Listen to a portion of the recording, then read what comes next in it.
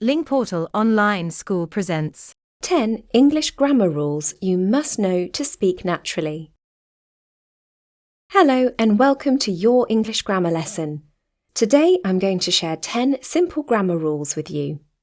These rules are small, but they make your English clear, correct, and natural in everyday conversations, at work, and when you listen to others. If you know them, your English will be natural and people will understand you easily. Let's begin. 1. Word order. The heart of English grammar. Every English sentence has a clear structure. If you change the order of words, you change the meaning. We start every sentence with the subject, then the verb, and then the object. Here's the basic formula. Subject plus verb plus object plus manner, place or time. For example, she wrote a letter carefully at home yesterday. Let's see how it works in a real sentence. I like coffee. Simple, right? But I coffee like sounds strange because in English the verb always comes before the object. It may sound funny, but it's the most common mistake for learners. So remember, English loves order. The subject first. Repeat. I always start my day with coffee. 2. Talking about quantity. Much, many, and a lot of. In English, we often talk about how much or how many, but choosing the right word changes everything. Much is used for uncountable nouns. Many is used for countable nouns. A lot of, both countable and uncountable nouns, informal, common in speech. Here are some examples. I don't have much time. Do you have many friends? There are a lot of people here. We usually prefer a lot of in conversation. It sounds softer and more natural. Repeat after me. I have a lot of work today. 3. Some and any. Small words, big difference. It's easy to confuse these two indefinite pronouns. Be careful, they can completely change the meaning.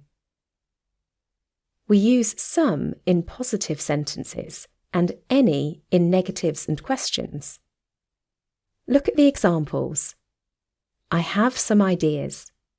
I don't have any money. Do you have any coffee? Mixing them makes your speech unclear. I have any friends.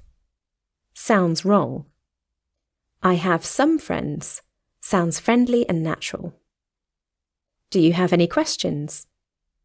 Listen carefully. We say any, not some, because it's a question. 4. Modal verbs. Speaking with emotion and logic. Modal verbs help us express what we think, feel, or believe about a situation. They make your English sound alive and expressive. Must shows strong certainty or obligation. Might and could show possibility. Can't shows disbelief or that something is impossible. For example, he must be tired. I can see it in his eyes. He might be tired. I'm not sure.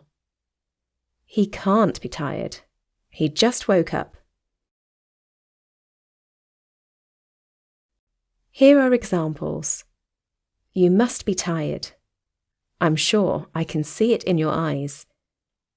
He might be busy. Maybe, I'm not sure. She could be at home. Possible. He can't be serious. I don't believe it. These small words show how you feel, not just grammar. Notice them, use them, and your English will start to sound alive. 5. ED and ING adjectives. Grammar of feelings. Now let's talk about emotions, how we describe them correctly. Adjectives with ed describe how you feel. Adjectives with ing describe what causes that feeling. Look at the pairs. I'm bored. It shows my emotion. The film is boring. It shows what causes it. I'm tired. That's how I feel. It was a tiring day. That's what made me feel that way. Grammar can express feelings. Beautiful, isn't it? 6. Present simple. Talking about facts and habits. Every day we talk about facts, routines and schedules. For all these, we use the present simple. Memorize. Use present simple for facts, routines and timetables. For example, I get up at 7. She works from home. The train leaves at 6. Please note, when the verb is in the third person singular, he, she, it, we add s or es.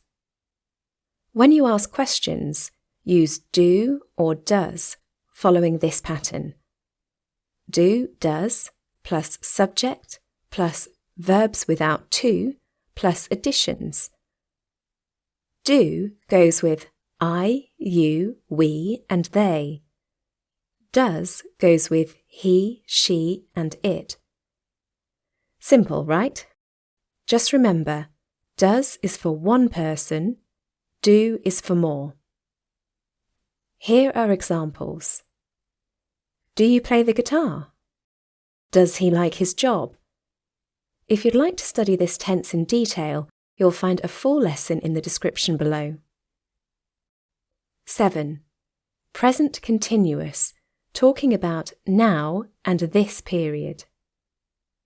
We use present continuous to talk about actions happening right now, or for temporary actions around this time. For example, I'm studying English right now. She's staying with her sister this week. Temporary. We're working on a new project. This period of time. So now doesn't always mean this second. It can mean these days. I'm learning English step by step.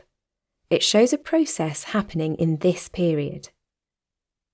You can watch the full lesson on this tense. You'll find the link in the description below. 8. Will and going to, talking about the future. We use both will and going to talk about the future, but they mean different things. Use will for decisions made at the moment of speaking. Use going to for plans or intentions made before the moment of speaking. Here are examples. Could you call me? I'll call you later. The decision is made right now, at the moment of speaking. We're going to visit my parents next weekend. This is already planned. So, memorize. Will is about spontaneous decisions, what you decide at the moment of speaking. Going to is about something you've already decided. 9. Past simple, talking about finished actions. We use the past simple for something that happened and finished in the past, usually with a clear time reference. That's important. Formula of the positive sentence. Subject plus verb in the past form plus additions. Examples. We visited Rome last summer. I saw that film yesterday. Please note, all verbs form the past tense but in different ways. Regular verbs form the past tense by adding ed to the base form. Irregular verbs form their past tense differently. You just need to learn them. The question form is, did you enjoy the concert? After did, we use the base form, not ed. 10. Present perfect. life experience and connection to now. We use have, has, plus past participle to talk about experiences or actions that connect the past to the present. Examples: I've been to London. She's just finished her work. We've never met before. When you ask, have you ever, you invite someone to share a part of their life experience. To learn this tense deeply, watch the full lesson. These 10 rules may look simple, but together they form the foundation of natural English. Master them and you'll sound clear, confident and real, like someone who lives in English, not just studies it. If you'd like to go deeper, you'll find detailed lessons on each rule in the description below. Keep practicing, keep noticing, and keep growing, gently, every day,